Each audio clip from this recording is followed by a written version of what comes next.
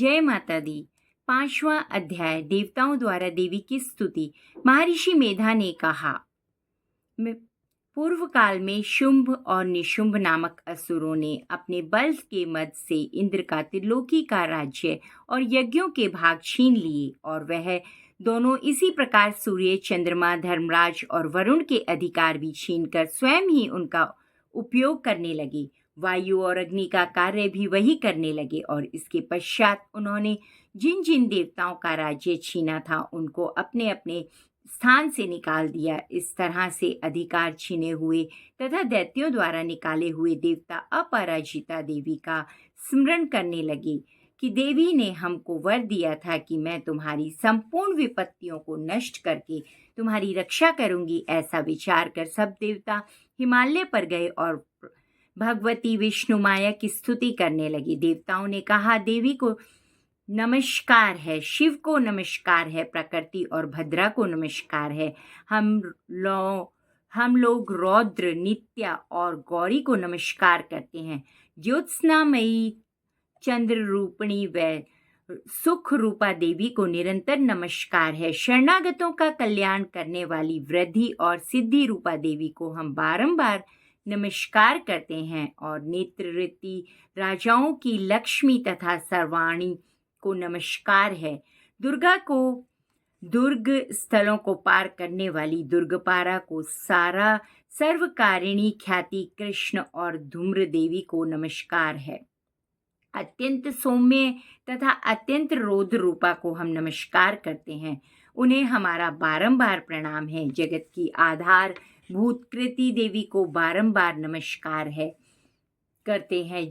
जिस देवी को प्राणी मात्र विष्णु माया कहते हैं उनको बारंबार नमस्कार है, उनको नमस्कार है, उनको नमस्कार है।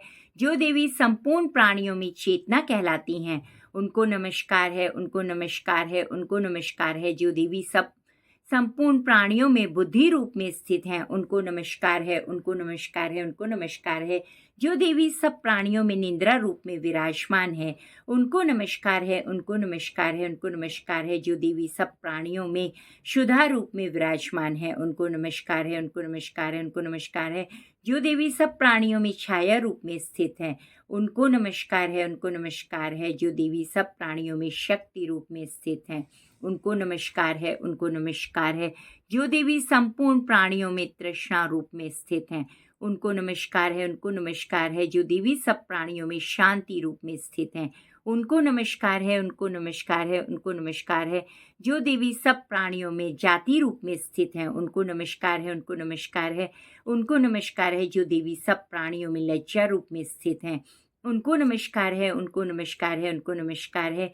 जो देवी सब प्राणियों में शांति रूप में स्थित हैं उनको नमस्कार है, उनको नमस्कार है, उनको नमस्कार है। जो देवी सब प्राणियों में श्रद्धा रूप में स्थित हैं उनको नमस्कार है, उनको नमस्कार है, उनको नमस्कार है। जो देवी संपूर्ण प्राणियों में कांति के रूप में स्थित हैं, जो देवी सब प्राणियों में लक्ष्मी रूप में स्थित हैं उनको नमस्कार है, उनको नमस्कार है। जो देवी सब प्राणियों में व्रती रूप में स्थित है उनको नमस्कार है, उनको नमस्कार है, उनको नमस्कार है। जो देवी सब प्राणियों में स्मृति रूप में विराजमान है उनको नमस्कार है, उनको नमस्कार है।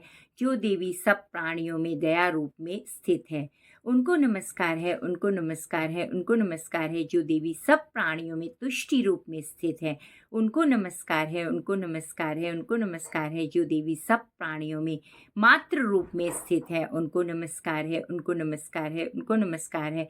जो देवी सब प्राणियों में भ्रांति रूप में स्थित है उनको नमस्कार है, उनको नमस्कार है, उनको नमस्कार है। जो देवी सब प्राणियों में नित्य व्यास रहती हैं उनको नमस्कार है, उनको नमस्कार है। जो देवी चैतन्य रूप में संपूर्ण संसार को व्याप्त करके स्थित है उनको नमस्कार है, उनको नमस्कार है, उनको नमस्कार है।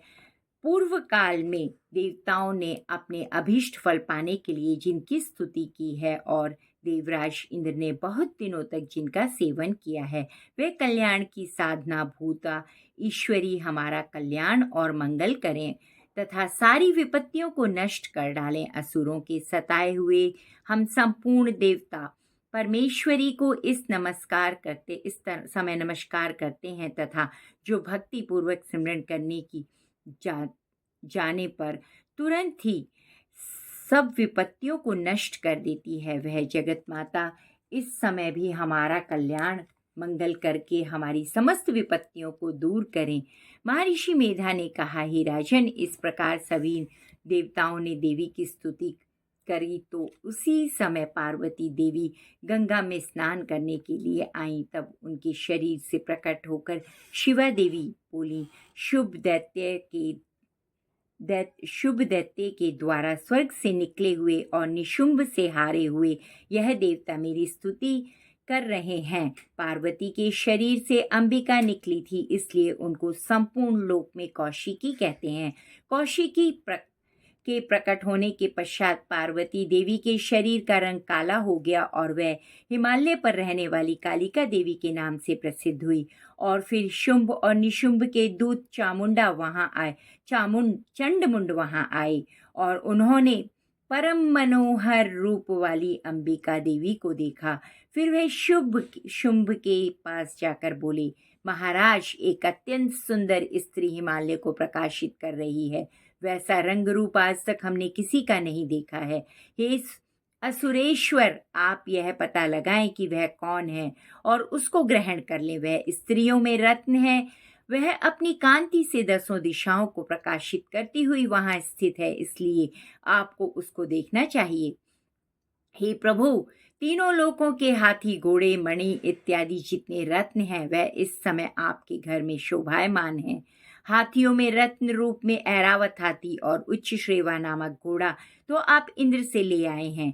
हंसों द्वारा जुता हुआ विमान जो कि ब्रह्मा जी के पास था अब भी आपके पास है। और यह परम महापद्य नामक खजाना जो आपने कुबेर से छीना है। समुद्र ने आपको सदा खिले हुए फूलों की किंजनी नामक माला दी है। वरुण का कंचन की वर्षा करने वाला छत्र आपके पास है। रथों में श्रेष्ठ प्रजापति का रथ भी आपके पास ही है। हे दैत्येंद्र, मृत्यु से उत्तरकांतिदा नामक शक्ति भी आपने छीन ली और वरुण का पाश भी आपके भ्राता निशुंभ के पास है। और समुद्र में पैदा होने वाले सब प्रकार के रत्न भी आपके भ्राता निशुंभ के अधिकार में है। और जो अग्नि में ना जल सके ऐसे 2 वस्त्र भी अग्निदेव ने आपको दिए हैं। हे दैत्यराज, इस प्रकार सारी रत्न रूपी वस्तुएं आप संग्रह कर चुके हैं, तो फिर आप यह कल्याणमयी स्त्रियों में रत्न रूप अनुपम स्त्री आप क्यों नहीं ग्रहण करते? महर्षि मेधा बोले, चंडमुंड का यह वचन सुनकर शुंभ ने विचारा कि सुग्रीव को अपना दूत बनाकर के पास भेजा। प्रथम उसको सब समझा दिया और कहा कि जाकर तुमको अच्छी तरह से समझाना है और ऐसा उपाय करना है जिससे वह प्रसन्न होकर तुरंत मेरे पास चली आए। भली प्रकार समझाकर दूत सुग्रीव पर्वत के उस रमणीय भाग में पहुंचा जहां देवी रहती थी। दूत ने कहा, हे देवी, दैत्यों का राजा शुंभ जो इस समय तीनों लोकों का स्वामी है, मैं उसका दूत हूँ और यहाँ तुम्हारे पास आया हूँ। संपूर्ण देवता उसकी आज्ञा एक स्वर से मानते हैं। अब जो कुछ कहला भेजा है वह सुनो। उसने कहा, इस समय संपूर्ण त्रिलोक मेरे वश में है और संपूर्ण यज्ञों के भाग को पृथक पृथक मैं ही लेता हूँ और तीनों लोकों में जितने श्रेष्ठ रत्न हैं सब मेरे पास हैं। देवराज इंद्र का ऐरावत मेरे पास है जो मैंने उनसे छीन लिया। उच्च श्रावक नामक घोड़ा भी क्षीर सागर मंथन करने से प्रकट हुआ था, उसे देवताओं ने मुझे समर्पित कर दिया। हे सुंदरी, इनके अतिरिक्त और भी जो रत्न आभूषण पदार्थ देवताओं के पास थे वे सब मेरे पास हैं। हे देवी, मैं तुम्हें संसार की स्त्रियों में रत्न मानता हूँ क्योंकि रत्नों का उपभोग करने वाला मैं ही हूँ। हे चंवल कटाक्षों वाली सुंदरी, अब यह मैं तुझ पर छोड़ता हूँ कि तुम मेरे या मेरे भाई महापराक्रमी निशुंभ की सेवा में आए। यदि तू मुझे वरेगी तो तुझे अतुल महान ऐश्वर्य की प्राप्ति होगी। अतः तुम अपनी बुद्धि से यह विचार कर मेरे पास चली आओ। महर्षि मेधा ने कहा, दूत के ऐसा कहने पर संपूर्ण जगत का कल्याण करने वाली भगवती दुर्गा मन ही मन मुस्कुराई और इस प्रकार कहने लगी। देवी ने कहा, हे दूत, तू जो कुछ कह रहा है वह सब सत्य है, इसमें किंचित मात्र भी झूठ नहीं है। शुंभ इस समय तीनों लोकों का स्वामी है और निशुंभ भी उसी तरह पराक्रमी है, किंतु इसके संबंध में मैं जो प्रतिज्ञा कर चुकी हूँ उसे मैं कैसे झुटला सकती हूँ। अब तुम मैंने जो प्रतिज्ञा की है उसे सुन। जो मुझे युद्ध में जीत लेगा और मेरे अभिमान को खंडित करेगा तथा बल में मेरे समान होगा वही मेरा स्वामी होगा। इसलिए शुंभ अथवा महापराक्रमी निशुंभ यहाँ आवें और युद्ध में जीत कर मुझसे विवाह कर लें। इसमें भला देर की क्या आवश्यकता है। दूत ने कहा, हे देवी, तू अभिमान में भरी हुई हो। मेरे स्वामी के सामने तुम ऐसी बातें ना करो। इस त्रिलोकी में मुझे तो ऐसा कोई दिखाई नहीं देता जो कि शुंभ और निशुंभ के सामने ठहर सके।